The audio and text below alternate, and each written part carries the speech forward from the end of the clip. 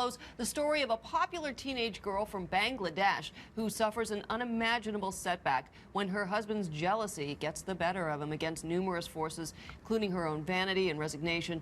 Jui is inspired to learn to work with her disability. Take a look.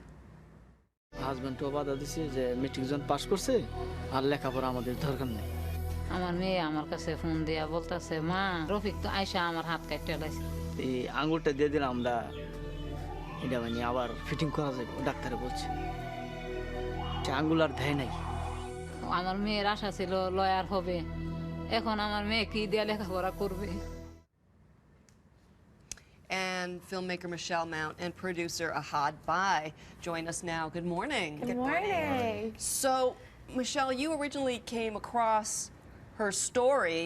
How did you find this woman? And I mean, it clearly is so compelling, her story. Yeah, it came, I mean, from a lot of the NGO workers who, she was a superstar at her school. Usually these things never make it to the newspaper.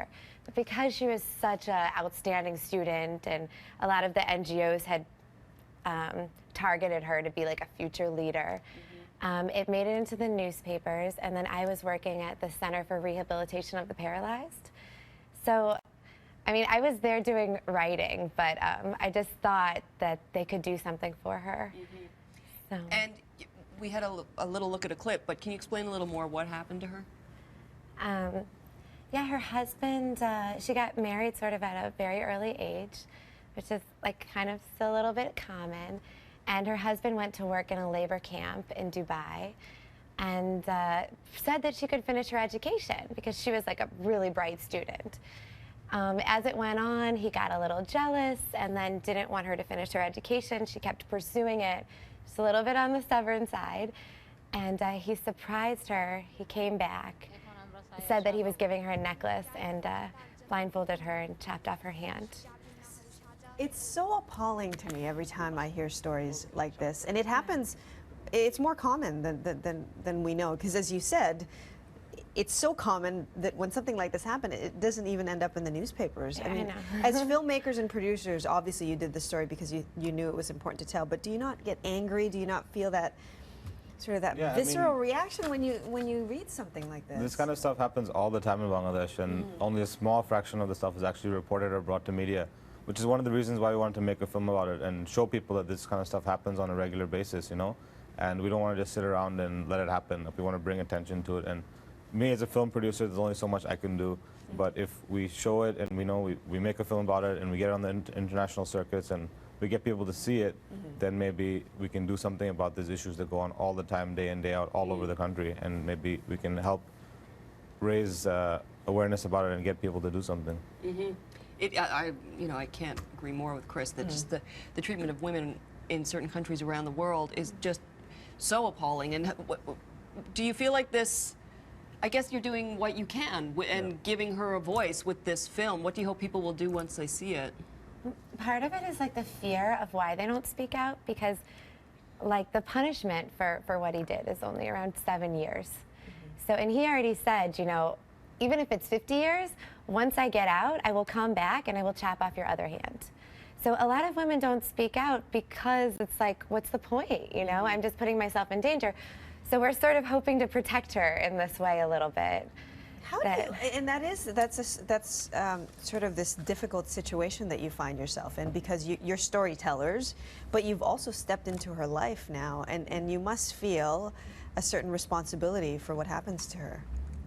Yeah, well, we well, now she's writing. So we brought her to the Center for Rehabilitation of the Paralyzed, and they like gave her a splint and she sort of struggled a lot, but now she's writing like amazing. So she's finishing her education. So that part, you know, we feel good about. But then, yeah, like what happens after that, what happens with her husband staying in jail, how to protect her. I mean, she doesn't want to leave the village, so it's sort of...